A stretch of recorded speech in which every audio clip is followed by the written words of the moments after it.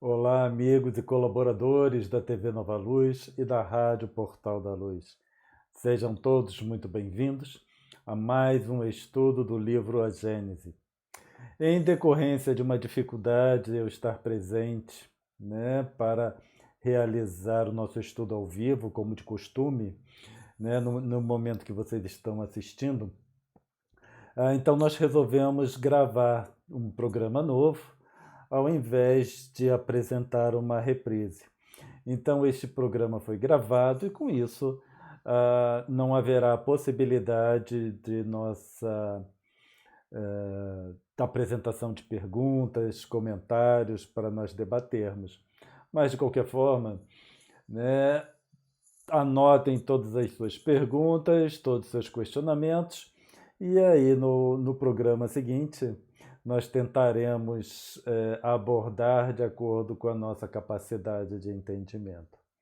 Então, sejam todos muito bem-vindos e espero, que seja uma noite proveitosa de estudos. Uma das grandes dificuldades, melhor dizendo, que nós vemos com relação ao entendimento da nossa existência enquanto espíritos é a questão do tempo. Então, o tempo é um problema, uma dificuldade que nós temos, porque é uma tendência natural nossa analisar tudo em uma escala temporal. E com isso, certo, quando nós levamos para as questões espirituais, não necessariamente fica uma abordagem clara, fica um entendimento claro. E então precisamos ter em mente sobre a, a realidade, se podemos usar essa palavra, a realidade do espírito é a eternidade, certo? Então nós, enquanto espíritos, nós vivemos na eternidade. E por isso, cria uma dificuldade quando nós levamos para a nossa existência enquanto encarnados, porque não vivemos enquanto encarnados, a nossa experiência não é na eternidade, mas em uma escala temporal. Dito isso, podemos então iniciar o nosso estudo, segundo o livro. Então, nós estamos no capítulo 6º, Uranografia ou Astronomia Geral. Já falamos sobre o espaço e o tempo, então essa questão do tempo nós já abordamos bastante. A matéria, as leis e as forças. E agora nós estamos abordando o item intitulado A Criação Primária. Então, Uranografia Geral, capítulo 6º, A Criação Primária. O espírito, que se intitulou Galileu, que apresentou esse estudo na Sociedade Espírita de Paris, ele trouxe no que Kardec colocou como item 12 o seguinte: depois de termos considerado o universo sob os pontos de vista gerais de sua composição, das suas leis e das suas propriedades, podemos estender os nossos estudos ao modo de formação que deu origem aos mundos e aos seres. Então já falamos, certo, das leis e das forças que atuam, no nosso universo conhecido, lembrando sempre aquela questão de nosso universo conhecido. Já falamos sobre as propriedades da matéria, então ele agora diz que, tendo em vista que isso já foi estudado, já foi abordado, ele agora gostaria de estender os estudos ao modo de formação dos mundos e dos seres. E ele diz: desceremos em seguida à criação da Terra, em particular, e ao seu estado atual na universalidade das coisas. E daí, tomando esse globo por ponto de partida e por unidade relativa, procederemos os nossos estudos planetários e siderais. Essa questão, nessa colocação do Espírito, em que ele diz, tomando esse globo por ponto de partida e por unidade relativa, é uma questão que precisamos extrapolar nos nossos estudos da codificação toda, certo? Porque a doutrina espírita, conforme ela foi apresentada na codificação kardeciana, ela foi apresentada para espíritos do nosso nível evolutivo, espíritos compatíveis com o mundo de expiações e provas. Isso é um ponto fundamental que precisamos ter sempre em mente. A doutrina, conforme ela foi apresentada para nós na codificação kardeciana, está nivelada à nossa condição. E tudo que eles falam sobre mais evoluído e menos evoluído está relacionado com a nossa condição. Por isso que esse espírito Galileu, ele também coloca na mesma posição. Toma o globo como ponto de partida e unidade relativa. Então, quando se fala em mundos mais evoluídos a Terra, porque mais evoluído ou menos evoluído, é uma questão relativa, não é absoluta. Eu sou mais alto ou mais baixo? Depende de quem eu estou me comparando, certo? Se for uma pessoa que tiver uma estatura maior que a minha, então sou mais baixo. Agora, se compararmos alguém com uma estatura menor, então eu sou mais alto. Então, mais baixo ou mais alto é relativo. Mais inteligente ou menos inteligente também é relativo, certo? Mais evoluído e menos evoluído também é relativo. Então, qualquer espírito que esteja em um nível de desenvolvimento acima do nosso, ele é mais evoluído.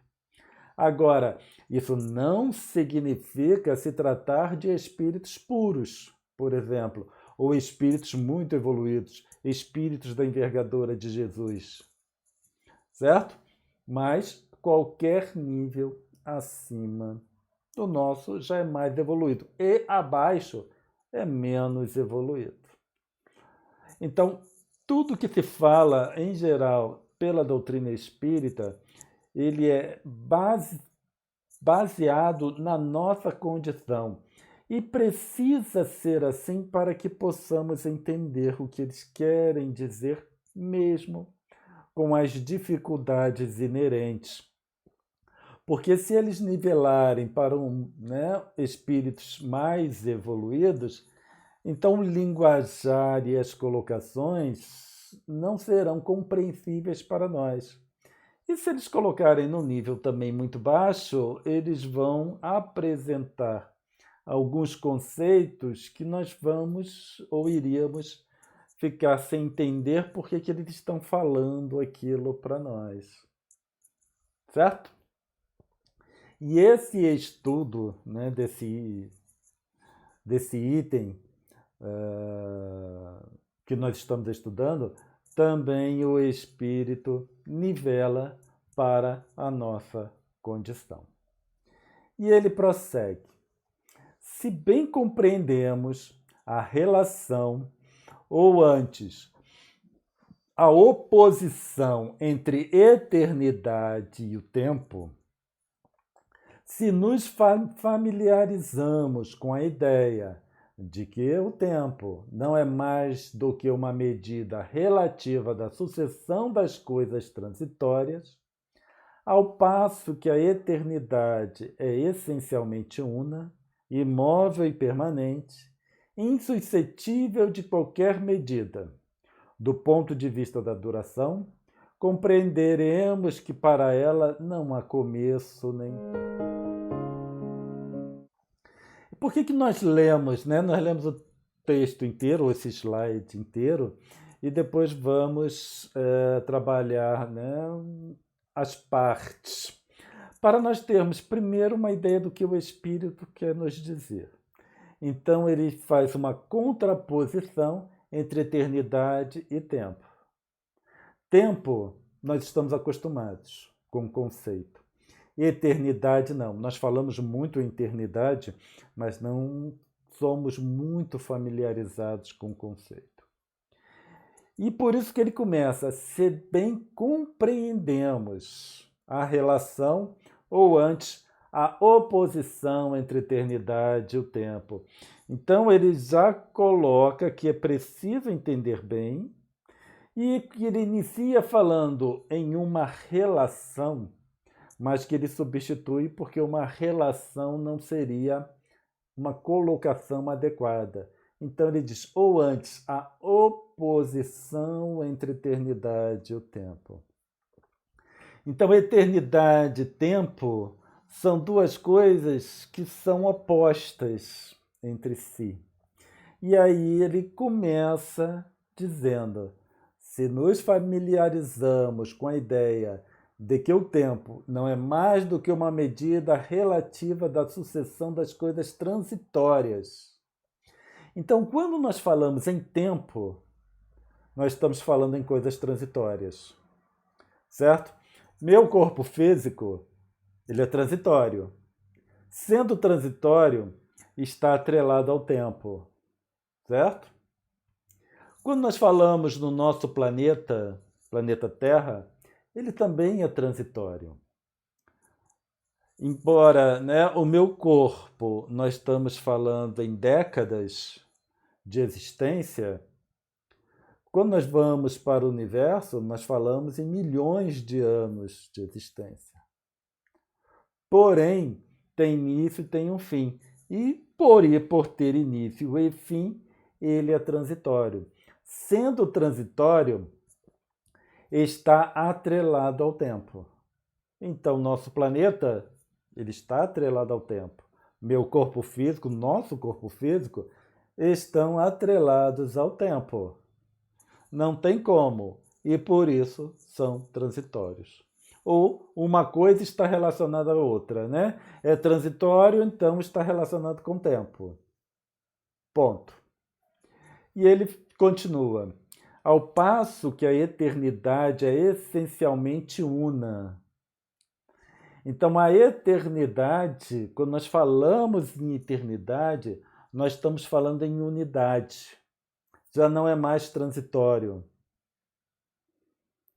Então, quando dizemos que Deus é eterno, nós estamos relacionando com a unidade. Não, Deus não é transitório, certo? E por isso ele está relacionado com a eternidade. Quando nós falamos de Deus, nós estamos relacionando ele com a eternidade. Ponto. Agora, se Deus está relacionado à eternidade, nada do que ele cria pode estar relacionado ao tempo. Porque, como nós falamos ali, né, melhor, o Espírito colocou, a eternidade e o tempo estão em lados opostos. É uma oposição, um é contrário do outro. Um é transitório, o outro não é. São coisas transitórias, o outro não. Deus é eterno, não é transitório. Então, o que ele faz não pode estar relacionado com o tempo, porque senão Deus estaria em oposição a si mesmo. E aí nós vamos ao Espírito. O Espírito é criação de Deus. Sendo o Espírito criação de Deus, o Espírito não pode estar relacionado com o tempo. Então, o Espírito está relacionado à eternidade. A experiência do Espírito na matéria que está relacionado com o tempo. Então, esse corpo físico que está ligado ao tempo não sou eu, o Espírito. Certo? Esse corpo é a ferramenta para que eu, Espírito, possa evoluir. Então, eu, enquanto espírito, me relaciono com o tempo através das coisas transitórias, que é o meu corpo, por exemplo. Quando eu conseguir vivenciar a minha realidade espiritual, então eu já estarei desligado do tempo, trabalhando na eternidade. Trabalhando na eternidade significa que já estarei trabalhando na finalidade da criação, o motivo pelo qual tudo isso existe, porque todo esse processo é fundamental para nós. Então, a eternidade é essencialmente una, imóvel e permanente, insuscetível de qualquer medida do ponto de vista da duração. Compreendemos que para ela não há começo nem fim. Se Deus, eu sei que isso é uma questão, é uma pedra de tropeço no movimento espírita, porque nós falamos que o espírito tem início, certo? E espírito é imortal. Em nenhuma parte da codificação eu encontrei que o espírito seja imortal. A imortalidade, ela só é válida quando comparada com a mortalidade, certo? Como não existe espírito morto ou espírito que morre, não pode existir espírito imortal. Então, qual é a dificuldade nessa questão? E por isso nós criamos termos para o nosso, ou definições para o nosso entendimento. Porque o espírito, sendo uma criação de Deus, ele está ligado à eternidade. Mas eu não estou familiarizado com a eternidade. Eu estou familiarizado com as questões transitórias, com as coisas transitórias. Então, quando eu digo que o espírito é imortal, eu estou, de uma forma rudimentar, querendo definir algo que não é transitório com um termo relacionado às coisas transitórias ou comparadas às coisas transitórias. Porque ali a eternidade é una, imóvel e permanente, insuscetível de qualquer medida do ponto de vista de duração. Então, dizendo que o espírito tem um início, nós estamos estabelecendo um tipo de medida. Porque alguma coisa só inicia só tem início quando está relacionado ao tempo. Então, nosso estudo, por exemplo, ele tem um início, às 9 horas da noite, às terças-feiras. Por que ele tem um início e por que ele tem um fim? Porque está relacionado com o tempo. Aí tem início e fim. Se tiver início, também está relacionado com o tempo. Então também seria uma coisa transitória. Certo? Que horas começa? Começa 9 horas, 21 horas das terças-feiras. Quando termina? Ah, não termina, mas tem início. Então está relacionado com o tempo, porque eu preciso informar o momento em que o nosso estudo tem início.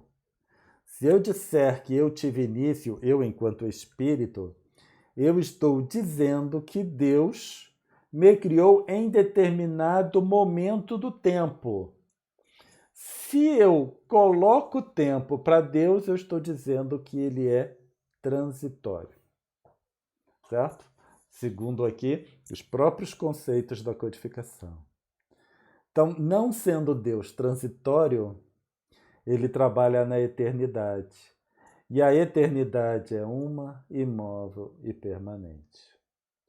No livro, ou na codificação, se não me engano, é no livro dos Espíritos, eles fazem referência à vida eterna do Espírito. São essas palavras, não lembro em qual questão do livro dos Espíritos,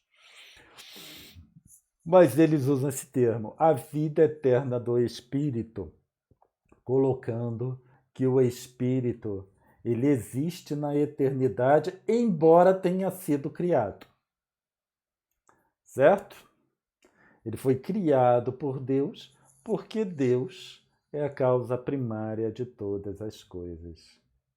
Agora, ele tendo sido criado por Deus, não significa necessariamente que tenha sido em algum momento no tempo, porque Deus não é suscetível ao tempo. Espero que tenha ficado claro, tá? E aí compreenderemos que para ela, para a eternidade, não há começo e não há fim. Então, se os espíritos falam em vida eterna do espírito, também estamos falando que não tem início e não tem fim, embora sejamos criações de Deus. Ficou claro isso? Lembrando sempre, isso é uma análise através de um raciocínio abstrato. Sempre falamos que precisamos desenvolver o raciocínio abstrato. Então, passar a conceber uma existência relacionada com a eternidade é preciso esse raciocínio abstrato, em que nós entendemos o conceito, mas não necessariamente precisamos explicar através de coisas concretas, tipo o espírito imortal. Espírito imortal é uma abordagem, certo, da eternidade do espírito quando está relacionado com questões transitórias, coisas concretas, por exemplo. Porque concreto para nós, morte e vida, é uma coisa concreta, porque nós experienciamos isso. Nós vemos a morte, nós sabemos da morte, sabemos que vamos morrer em algum momento, mas essa morte está relacionada com corpo físico, que é transitório. E podemos, creio que podemos continuar com o nosso estudo. O Espírito, então, ele continua dizendo: do outro lado, se fazemos ideia exata, embora necessariamente muito fraca, da infinidade do poder divino, compreenderemos que é possível que o universo haja existido sempre e sempre exista. Então aqui ele usa, o que nós estávamos falando agora há pouco para o espírito, ele usa para o universo. Deus criou o universo. Lembrando sempre a distinção entre o nosso universo conhecido e o universo de Deus, que é amplo, geral e restrito, como nós já apresentamos em algum momento ao longo do nosso estudo. Então, vou ler novamente essa colocação. Do outro lado, se fazemos ideia exata, embora necessariamente muito fraca, da infinidade do poder divino, então eu concebo a infinidade do poder divino. Ele é tudo, pode tudo. É um poder infinito. Mas quando eu digo um poder infinito, é uma ideia muito fraca, porque eu não tenho ideia, nós não temos ideia do que isso significa. O que significa ter um poder infinito? Não sei. E eu acredito que vocês também não saibam. Então, por isso que ele diz que é muito fraca. Então, se eu consigo conceber o poder infinito de Deus, nós podemos também compreender que é possível que o universo haja existido sempre e sempre exista. Certo? E é isso que nós podemos substituir o universo por espírito. Do outro lado, se fazemos ideia exata, embora necessariamente muito fraca, da infinidade do poder divino, compreenderemos como é possível que o espírito, nós espíritos, haja existido sempre e sempre exista. Certo? Então é só fazer uma substituição, porque o problema ou a questão é a mesma. O universo sempre existe. embora tenha sido ou seja uma criação de Deus. Agora está relacionado àquela colocação do Espírito Galileu, certo? Nós precisamos conceber esse conceito, mesmo que seja de forma abstrata. Se eu acredito, né, no poder infinito de Deus, eu não posso comparar o seu processo de criação de espíritos igual o processo de geração de corpos físicos, como é feito para nós humanos, por exemplo, em que a mulher, a mãe, gera o feto durante 9 meses e aí, em determinado momento no tempo, a criança nasce. Quando eu digo que Deus cria em um determinado momento do tempo, eu estou comparando Deus, que tem o poder infinito, com a capacidade limitada da mulher em gerar um filho. Comparando sempre, né? É sempre um processo de comparação. Comparando Deus com a mulher no processo de geração de um feto é muito limitada, certo? Então, agora, quando comparamos a mulher com o homem, então ela tem um poder infinito, já que o homem não pode gerar um feto. Ficou claro? Né? Nesse processo comparativo. Então, quando nós comparamos o processo da mulher, geração do corpo, com Deus, ele fica limitado, né? Nós estamos limitando Deus à condição da mulher. Similarmente, se eu comparo o homem à mulher, eu estou limitando a capacidade da mulher em gerar um filho. Então, se eu analiso a capacidade da mulher de gerar um filho de acordo com a limitação do homem, aí eu começo a extrapolar conceitos e passo a fazer análises equivocadas. Mas como nós conhecemos a mulher, nós, né, homens, nós conhecemos as mulheres e o processo de gestação, fica fácil de compreender. Agora, como nós não compreendemos, não sabemos, não conhecemos o processo de criação de Deus, aí fica impossível de nós concebermos como ele cria, certo? Sei como uma mulher gera um feto, gera uma criança, mas eu não sei como Deus cria espíritos. Mas mesmo que nós façamos uma ideia muito fraca do poder de Deus, nós compreendemos que seja possível tanto o universo de Deus quanto espíritos tenham existido sempre e sempre exista em toda ou na eternidade, melhor dizendo. Porque quando nós falamos em universo de Deus, o espírito está incluído, porque nós existimos nesse universo de Deus, não enquanto espíritos, não nesse universo conhecido. Certo? Eu existo nesse universo conhecido enquanto corpo. Agora, enquanto espírito, eu existo, nós existimos no universo de Deus.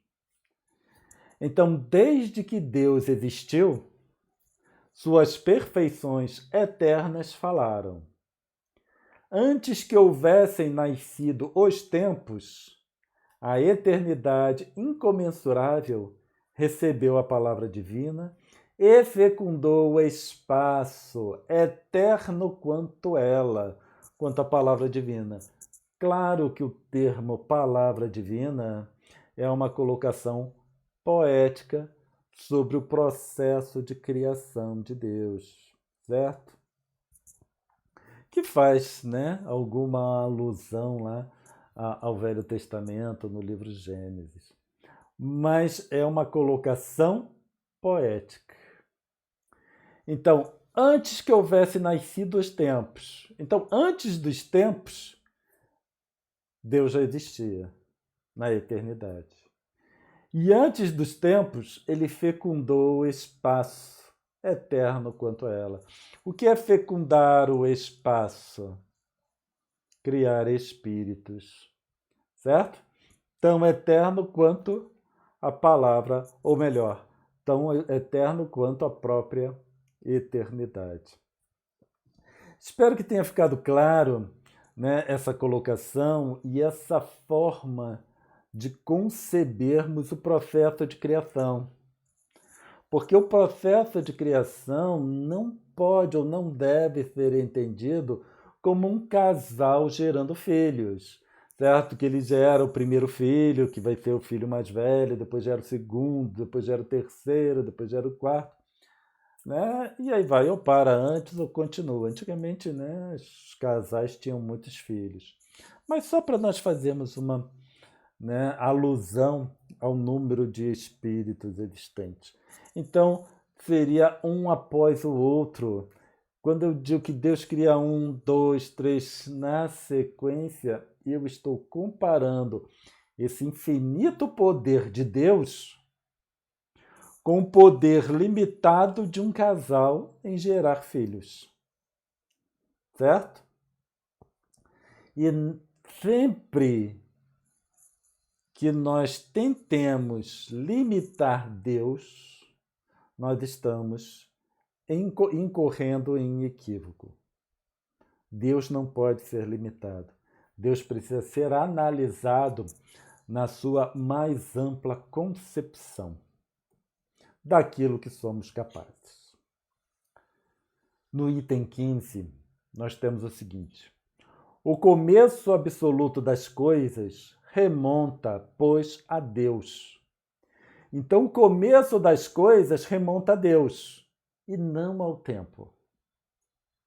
Certo? Quando nós falamos em eternidade, nós também entendemos como tempo, não tendo início, não tendo final, é toda eternidade. Mas quando falamos em eternidade, é a própria ausência de tempo. A ausência de tempo é a eternidade.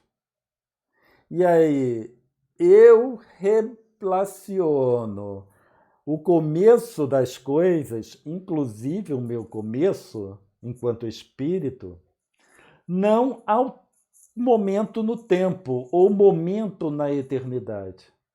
Eu remonto o meu início a Deus. Assim como o início de todos vocês enquanto espírito precisa ser remontado a Deus. As sucessivas aparições delas no domínio da existência constituem a ordem da criação perpétua. Então, o começo absoluto das coisas remonta a Deus. E as sucessivas aparições delas no domínio da existência. Então, nós começamos, né, ou o espírito começa a mudar um pouquinho o conceito. Ele fala o começo das coisas, absoluto das coisas. Agora, essas coisas aparecem no domínio da existência. Certo? E isso é que constitui a ordem da criação perpétua. Então, quando nós falamos no processo de criação, certo? Por exemplo, quando Jesus fala, o Pai cria desde sempre. Quando fala sempre, a palavra sempre, está tendo uma conotação temporal. Só que essa conotação temporal está relacionada sempre com criação perpétua.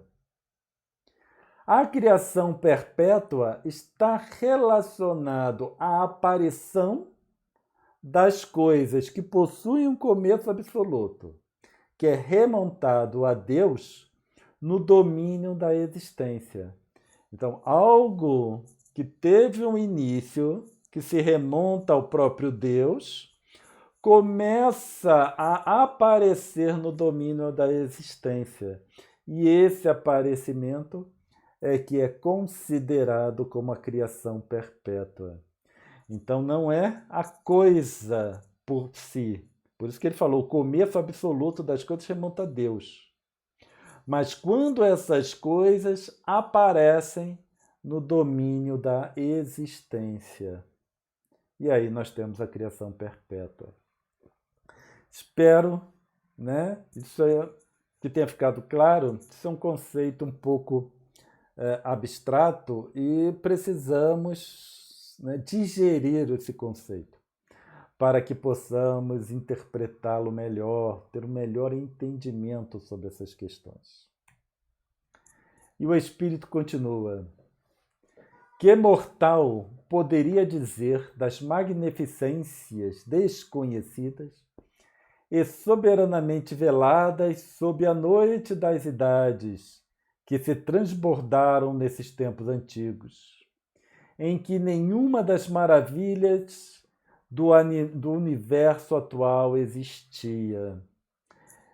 Quando ele fala que é mortal, aí ele já não está se relacionando ao espírito, mas à nossa aparição no domínio da existência. Certo? Então não é nossa existência em si, mas a aparição no domínio da existência. Desculpa, né? Mudei um pouco os slides, mas é esse slide aqui. Então, que mortal? Então eu, no domínio da existência, nessa condição de encarnado, eu sou mortal, porque esse corpo vai morrer.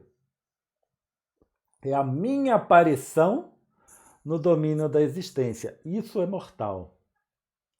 Então, que mortal poderia dizer das magnificências desconhecidas e soberanamente veladas sob a noite das idades que se transbordaram nesses tempos antigos? Então, é um mortal, eu, enquanto encarnado, me manifestando nessa condição de existência, e por isso já estou relacionado ao tempo.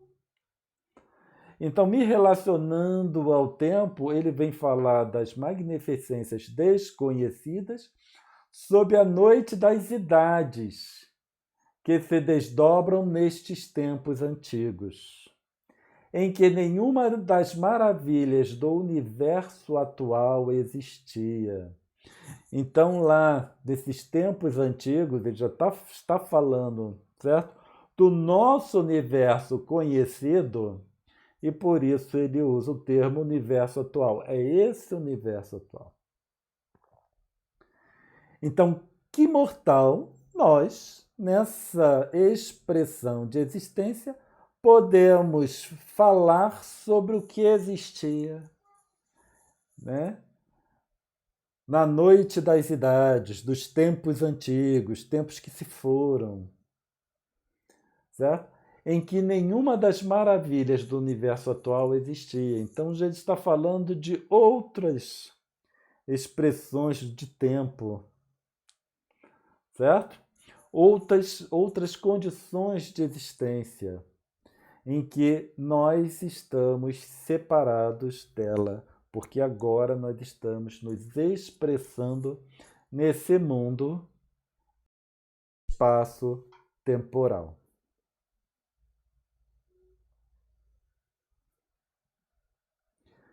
Espero que tenha ficado claro. Nós vamos parar por aqui, certo? Nesse item 15, nesse ponto.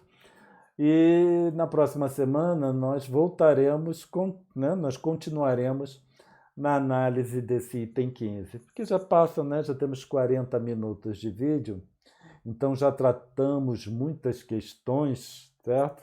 Uma abordagem assim que não é muito comum, mas quando vamos analisar, ou quando analisamos em detalhes esse texto do Espírito Galileu, aí nós adentramos num mundo de entendimento diferente do que é trivial. Então nós paramos por aqui, já trouxemos muitas coisas, certo? Sugiro para para quem ainda não ficou muito claro, que assista o vídeo novamente. E como nós retornamos na semana seguinte ao mesmo tema, ou melhor, nós continuaremos no mesmo tema, aí surge a oportunidade para aquela interação, questionamentos, colocações. Então eu peço que todos tenham, anotem as questões ao rever o vídeo, se não fizeram durante esse vídeo, e nos apresente na próxima semana. Então vamos fazer a nossa pequena prece de encerramento, agradecendo a Deus Pai e a Jesus, Senhor, por essas possibilidades infinitas que se descortinam à nossa frente, quando estudamos detalhadamente essa doutrina, Pai amado. Que possam esses espíritos, nossos mentores dos nossos estudos, possam nos auxiliar no entendimento e na explanação. E assim, Pai amado, agradecidos, pedimos sua permissão para encerrarmos a todos. Então desejo a todos uma boa noite de descanso, muita paz e estaremos juntos novamente na semana que vem e, se Deus quiser, ao vivo. Muita paz a todos e até a próxima.